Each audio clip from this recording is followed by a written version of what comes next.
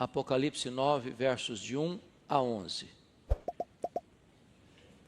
Lido o texto, por favor, mantenha a sua Bíblia aberta comigo nesta passagem. A quinta trombeta. O quinto anjo tocou a trombeta e vi uma estrela caída do céu na terra. E foi-lhe dada a chave do poço do abismo. Ela abriu o poço do abismo e subiu fumaça do poço como fumaça de grande fornalha. E com a fumaceira saída do poço escureceu-se o sol e o ar.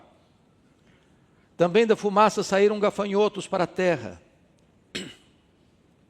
E foi-lhes dado poder como o que tem os escorpiões da terra. E foi-lhes dito que não causassem dano à erva da terra, nem a qualquer coisa verde, nem a árvore alguma. Então somente os homens que não têm o selo de Deus sobre a fronte. Foi-lhes também dado, não que os matassem, e sim que os atormentassem durante 5 meses. E o seu tormento era como o tormento de escorpião, quando fere alguém. Naqueles dias os homens buscarão a morte e não a acharão. Também terão um ardente desejo de morrer, mas a morte fugirá deles. O aspecto dos gafanhotos era semelhante a cavalos preparados para a peleja. Na sua cabeça havia como que coroas, parecendo de ouro, e o seu rosto como o rosto de homem. Tinham também cabelos, como cabelos de mulher, os seus dentes como dentes de leão. Tinham couraça como couraças de ferro. O barulho que suas asas faziam era como o barulho de carros, de muitos cavalos, quando correm a peleja. Tinham ainda cauda como escorpiões e ferrão. Na cauda tinham poder para causar dano aos homens por 5 meses.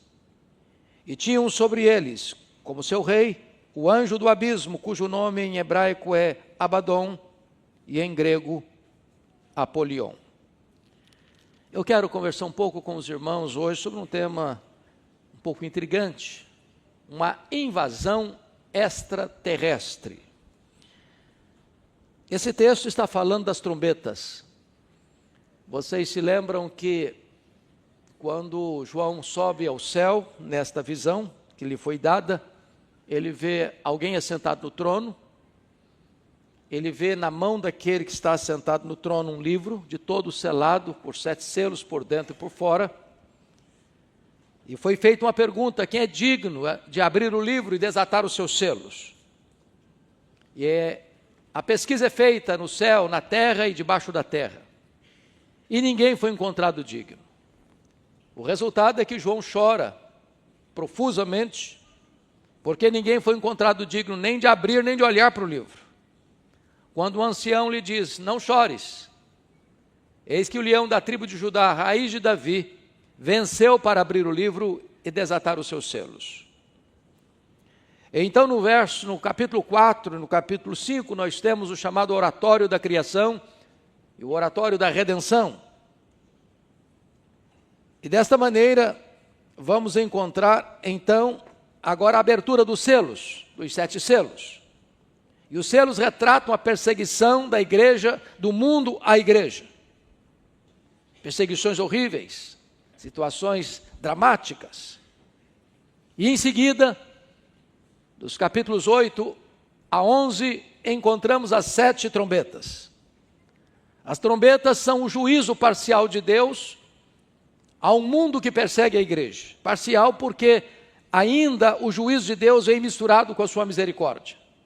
São alertas de Deus, trazendo ao homem ainda a oportunidade de arrependimento. E quando as trombetas tocam, elas alcançam os mares, os rios, a terra, os astros, agora atinge os homens.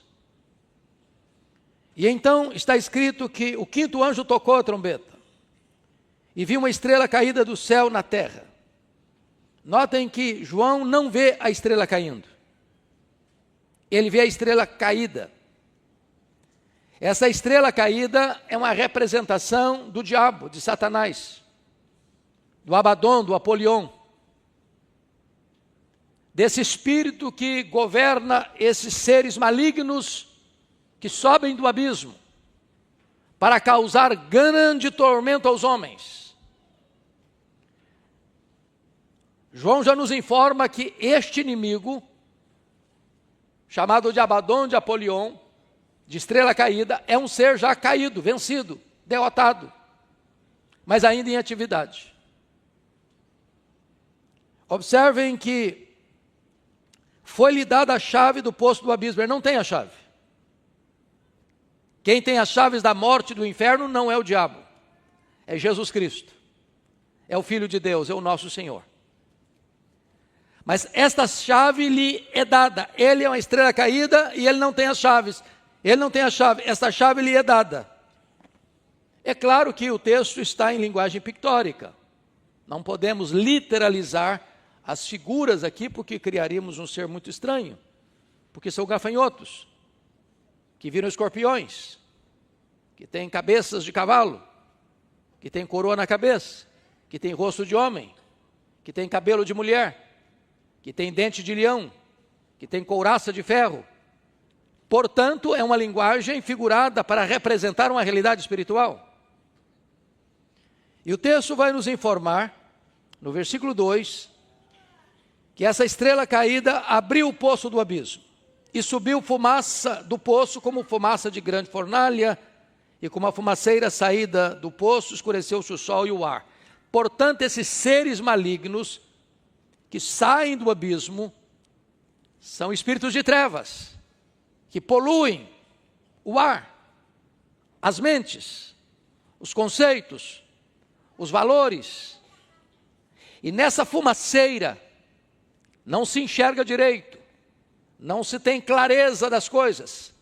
E este é um retrato do mundo, confuso, perdido, sem rumo, sem norte, sem direção, onde as pessoas estão confusas, batendo cabeça, sem discernimento, sem compreensão, sem visão clara das coisas. São espíritos que entenebrecem a realidade das coisas. Uma vez que a Bíblia diz que o diabo cegou o entendimento dos incrédulos. Este é o retrato. Mas notem comigo essa invasão no verso 3. Também da fumaça saíram gafanhotos para a terra. Notem que gafanhoto é um inseto muito perigoso. Por onde um bando de gafanhotos passa, tudo devasta, tudo destrói. Passa por um pomar e deixa para trás um deserto. O gafanhoto consegue comer e defecar ao mesmo tempo. Ele destrói tudo pela sua frente. E esses espíritos malignos que vêm do abismo são comparados a um bando de gafanhotos. Os gafanhotos, os insetos, não têm rei, diz a Bíblia. Mas esses gafanhotos aqui não são gafanhotos, são espíritos malignos. E eles têm um rei, conforme o versículo 11. Tinham sobre eles como seu rei o anjo do abismo, cujo nome em hebraico é Abaddon e cujo o nome em grego é Apolion, que significa destruidor. Então, esses seres malignos que sobem do abismo, que escurecem o ambiente, o sol, o ar, eles são como um bando de gafanhotos destruidores. Mas esses seres, além de serem liderados por uma estrela caída, que já está derrotado, que não tem a chave, mas recebe a chave por um tempo de permissão divina, tem limitações. Vejam comigo o versículo de número 4. E foi-lhes dito que não causassem dano à erva da terra, nem a qualquer coisa verde, nem a árvore alguma. E tão somente os homens que não têm o selo de Deus sobre a fronte. Prestemos atenção nisso. Tem gente que pinta o quadro de uma batalha espiritual como se fossem duas forças iguais, idênticas, antagônicas. De um lado Deus, do outro lado o diabo. Isso não é verdade. Não há páreo para Deus. O diabo e suas hostes são seres caídos, limitados em poder, limitados em raio de ação, limitados em tempo. Somente o nosso Deus é o Todo-Poderoso, como cantamos aqui hoje. Somente o nosso Deus tem o controle da história em suas mãos. Somente o nosso Deus reina. Somente o nosso Deus governa os céus, a terra e debaixo da terra. Até os demônios estão debaixo do controle absoluto de Deus. Conforme o livro de Jó, o diabo e suas hostes não podem ir 1 centímetro a mais do que Deus os permite ir. E aqui esse bando de gafanhotos não pode devastar árvores, não pode devastar vegetação verde, não podem atormentar os homens que têm o selo de Deus. Estão eles apenas encarregados de atormentar os homens que não têm o selo de Deus, aqueles que ainda não nasceram de novo, aqueles que ainda não foram convertidos. Voltarei nesse versículo 4 na conclusão da nossa fala. Versículo 5. Foi-lhes dado também, não que os matassem, e sim que os atormentassem durante 5 meses. E agora ele diz que o seu tormento era como o tormento de escorpião quando fere alguém. Eu nunca fui ferido por um escorpião. Meu irmão, que trabalha na região rural, já foi algumas vezes. E ele me disse, já também foi por cobra, e disse que a dor é semelhante a uma mordida de cobra. É uma dor terrível. E o sentimento que o texto quer dizer é que os homens vivem, os homens ainda não convertidos, não regenerados, não selados com o Espírito Santo de Deus, é que eles vivem debaixo desse tormento. Tormento parecido a uma picada de escorpião. Há um desassossego no mundo, há uma inquietação na alma.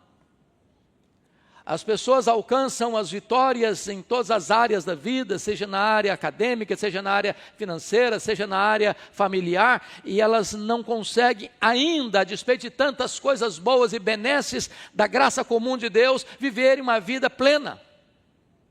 Pessoas atormentadas, inquietas, vazias.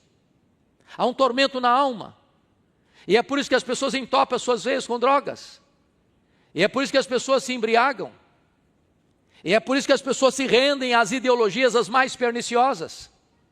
É por isso que as pessoas, nesse desespero existencial, procuram alguma coisa para mitigar a sua dor e não encontra. E há um vazio, e há um tormento, e há uma angústia, e há uma falta de significado na vida, atormentados. Agora notem, versículo de número 6. Naqueles dias os homens buscarão a morte e não a acharão. Também terão um ardente desejo de morrer, mas a morte fugirá deles. O que significa isso? Significa que alguém vai subir no prédio mais alto de Vitória e pular lá de cima e não morrer? Significa que um cidadão vai estar numa rodovia de alta velocidade e se jogar na frente de um caminhão de 30 toneladas a 100 por hora e não vai morrer?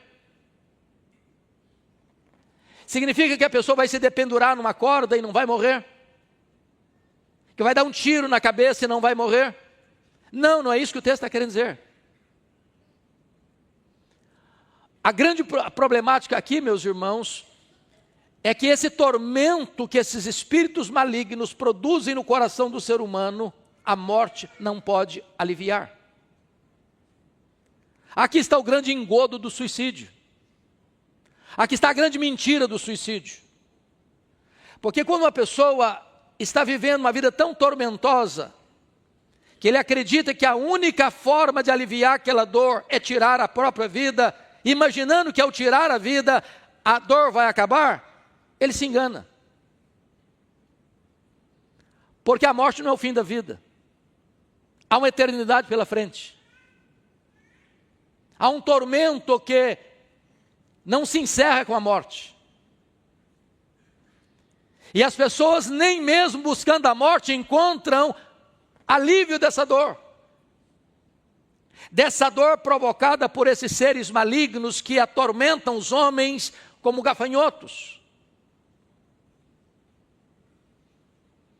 E agora, a partir do verso 7, o apóstolo João vai descrever as características desses seres malignos, que são gafanhotos, mas que na verdade são como escorpiões, mas que na verdade são como cavalos disparados para a peleja. E quais são as características desses seres malignos? Vejamos. No versículo 7 diz: o aspecto dos gafanhotos era semelhante a cavalos preparados para a peleja. Vocês sabem que até o primeiro século a arma mais poderosa de guerra ainda eram os cavalos. É por isso que lá no Salmo 20 diz: uns confiam em carros, outros em cavalos. Hoje nós usaríamos outras figuras. Uns confiam em bombas atômicas, outros confiam em armas nucleares, outros confiam no poder econômico. Mas um cavalo disparado para a peleja era uma máquina de guerra poderosíssima. Essa é a ideia.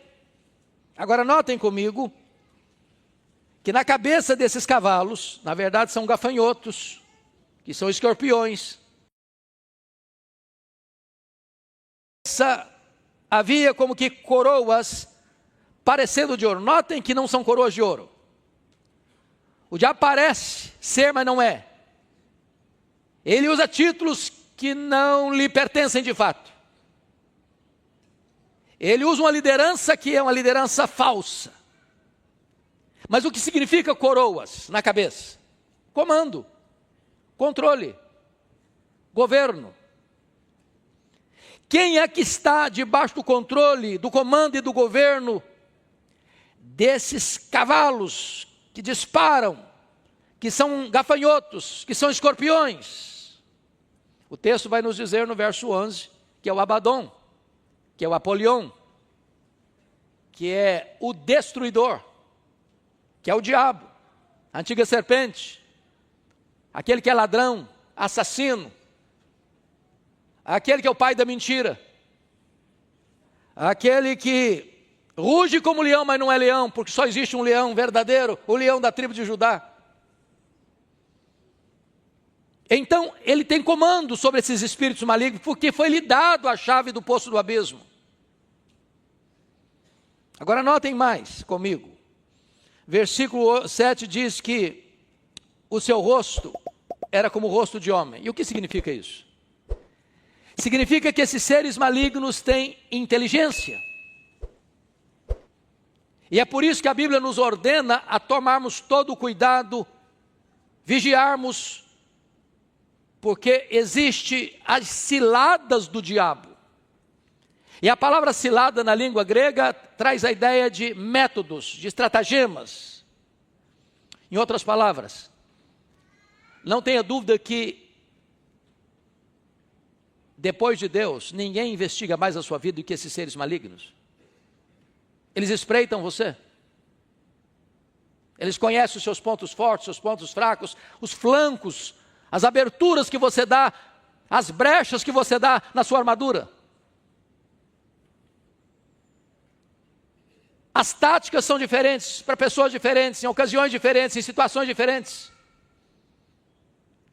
Quem já assistiu o filme O Advogado do Diabo se lembra bem dessa cena.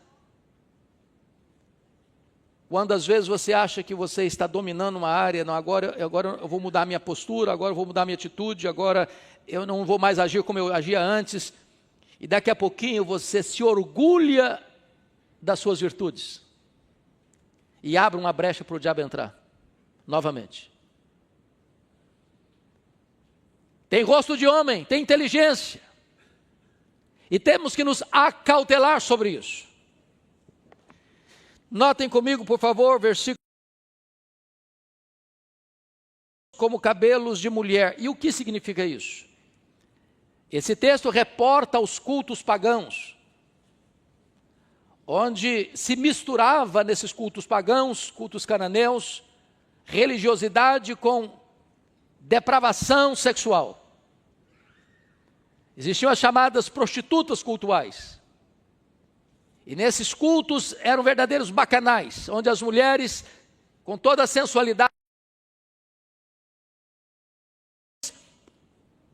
a uma vida promíscua. Quando o texto diz que tinha rosto de homem, cabeça de mulher, significa que esses espíritos vêm para produzir uma sociedade sexualizada no sentido negativo do termo. Uma sociedade pansexual. Uma sociedade que coisifica aquilo que Deus criou como santo. Uma sociedade completamente depravada sexualmente. Arruinada sexualmente. E nós estamos vivendo esse tempo, onde parece-nos que a sexualidade humana foi invertida. O certo é errado, o errado é o certo. Orgulha-se do que deveria ter vergonha, envergonha-se daquilo que deveria ter orgulho. E não nos equivoquemos, essa sociedade está fortemente influenciada por esses espíritos malignos que induzem os homens a toda sorte de promiscuidade sexual. Mas o verso 8 ainda prossegue. Os seus dentes são como dentes de leão. E o que significa isso? Olha que a figura fica estranha. São gafanhotos, que viram escorpiões, que tem cabeça de cavalo, que tem rosto de homem, tem cabelo de mulher, que tem dente de leão. E você que conhece a questão do mundo animal, mundo selvagem, o leão é considerado o rei das selvas. E via de regra, se você já viu, e sei que todos já viram, esses canais dos animais, dos predadores, quando ele salta em cima de uma presa, via de regra, essa presa tem muita dificuldade de escapar. E ela vai pegar o quê? No jugular. E vai sufocar. E dessa maneira tira a respiração da presa. Tira a força da presa. E a devora. Dentes de leão significa que esses demônios são seres devastadores, assassinos. Porque este é o diabo que vem roubar, matar, destruir. Ele é assassino. Ele é destruidor. Ele é Abaddon, ele é Apolion. E não é esse o espírito do nosso tempo? Onde você tem medo de sair à rua, de sequestro, de assalto, de bala perdida. Não é essa a violência urbana? Derramamento de sangue em plena luz do dia. Pessoas que tiram a vida do próximo por coisas banais, como um telefone celular velho, um par de tênis. Para não dizer das guerras sangrentas, devastadoras, que ameaçam o nosso planeta, inspirados por os seres malignos, que são destruidores, têm dentes como de leão. Mas vejamos, por favor, o verso 9. Tinha couraça como couraça de ferro. O que significa isso? Significa que esses seres malignos, meus irmãos, não podem ser enfrentados com armas convencionais. É por isso que o apóstolo Paulo diz que as nossas armas não podem ser carnais, precisam ser armas poderosas em Deus, para destruir fortalezas e anular sofismas. É por isso que o apóstolo Paulo diz que nós precisamos de ser revestidos com o poder de Deus e usarmos toda a armadura de Deus. Não dá para você enfrentar esse inimigo de cara limpa. Há pouco tempo, pastor, eu escutei uma pessoa dizer alguma coisa até, se não fosse trágica, até engraçada. Ele diz assim: o senhor está muito enganado. O diabo não chega nem perto da minha casa. Ele passa longe da minha igreja. Equívoco. Equívoco. O Senhor Jesus, contando a parábola do semeador, diz que parte da semente caiu à beira do caminho. Os homens pisaram. As aves dos céus vieram e comeram. E quando Jesus interpreta, quando a palavra de Deus está sendo proclamada, como está sendo aqui hoje, o inimigo entra para colher essa semente, para arrebatar essa semente, para tirar essa semente, para você não ouvir. Você escuta, mas não entende. Ou você ouve, mas isso não entra no seu coração. Lá em Zacarias capítulo 3 diz que o sumo sacerdote estava no altar de Deus. E Satanás estava ali do lado direito dele para se lhe opor. Então preste atenção que essa batalha é real. E nós não podemos enfrentá-la com bravatas humanas, nem com armas humanas. Precisamos ser revestidos com o poder de Deus e usarmos toda a armadura de Deus.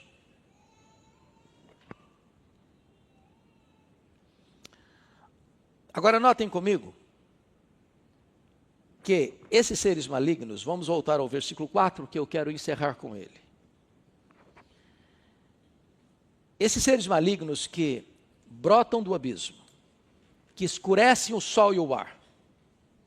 Esses seres malignos que têm limitação de tempo, de ação, de poder, vieram com um propósito. E notem que esse propósito está dentro do projeto soberano de Deus. O diabo não age fora do controle do Todo-Poderoso Deus. Quem abre os selos é Jesus. Quem aciona as trombetas é Jesus. Quem vai mandar tocar, acionar as taças da ira, que agora é a ira completa de Deus, é o grande juízo final, é Deus. Quem vai derrotar o quarteto do mal, o diabo, o anticristo, o falso profeta e a grande Babilônia, é o Senhor.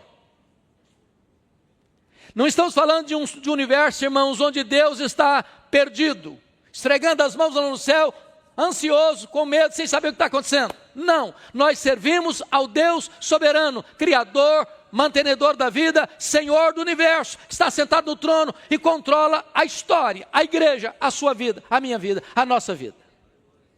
É esse Deus soberano que servimos.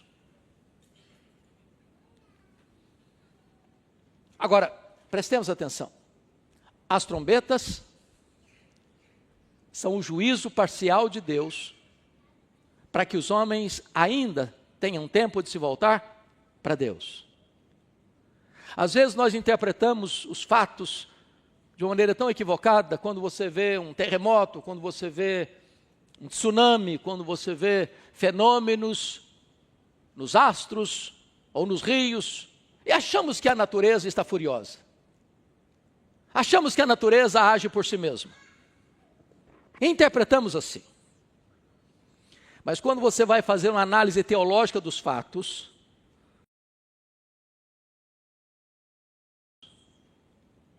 chamando os homens ao arrependimento, dizendo, ainda tem tempo. Ainda tem tempo. Deus não tem prazer na morte do ímpio, mas em que o ímpio se converta e viva. Porque a vez de morrer, ó casa de Israel,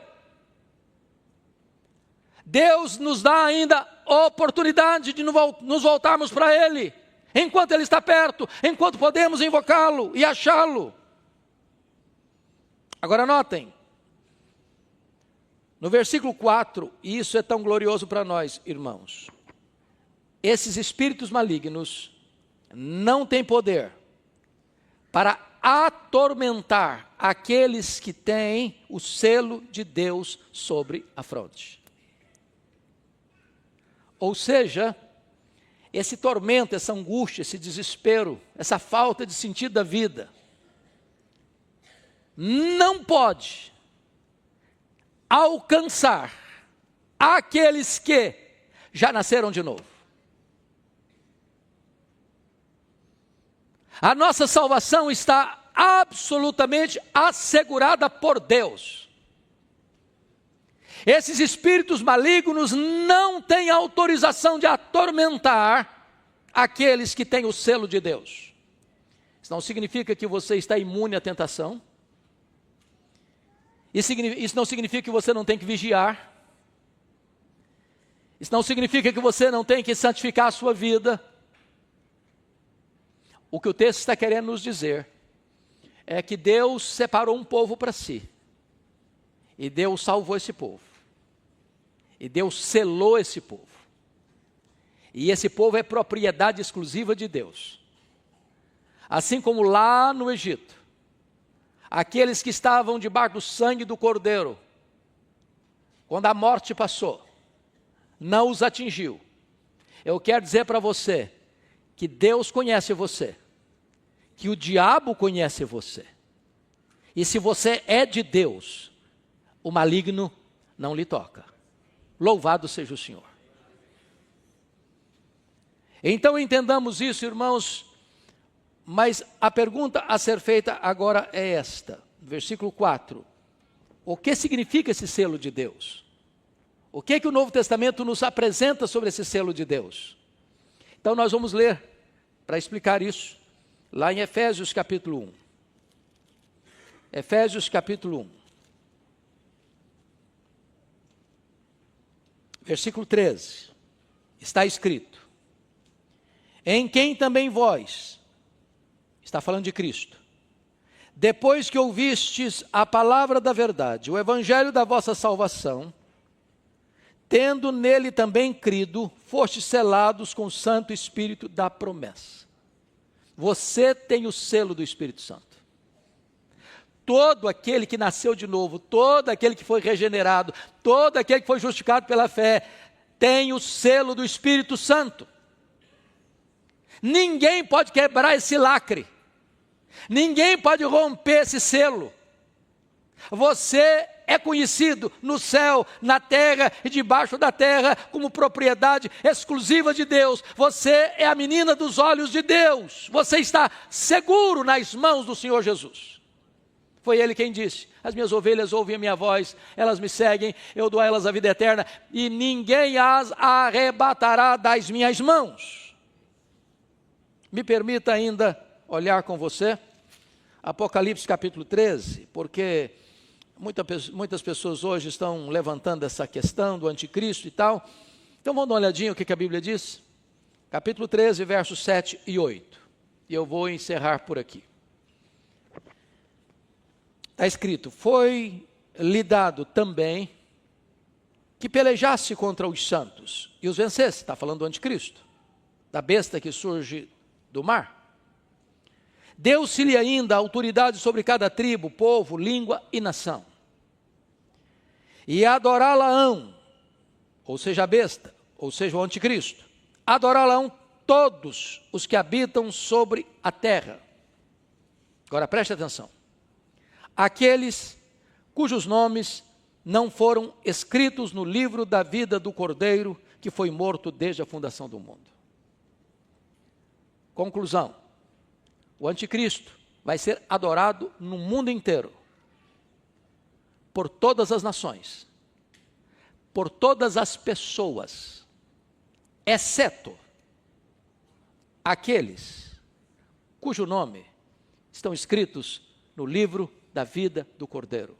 Significa que Jesus não vai perder nenhuma das suas ovelhas, por mais terra que sejam para o anticristo. Louvado seja Deus. Amados irmãos, o nosso Deus é o Deus soberano na salvação, e é o Deus soberano também em preservar, em guardar nossa vida. Nós estamos nas mãos daquele que é o Todo-Poderoso. Então, voltando para Apocalipse capítulo 9, versículo 4, nós podemos desfrutar aqui de plena segurança e certeza. Num mundo de tanto tormento, de tanta angústia, de tanta dor, de tanto sofrimento, de tanto desespero, de tanta perplexidade, a sua vida, meu irmão, que nasceu de novo, está muito bem segura nas mãos de Jesus. Você tem o selo de Deus. E o diabo e os seus demônios não podem atormentar a sua vida. Que Deus nos abençoe e nos console com esta palavra.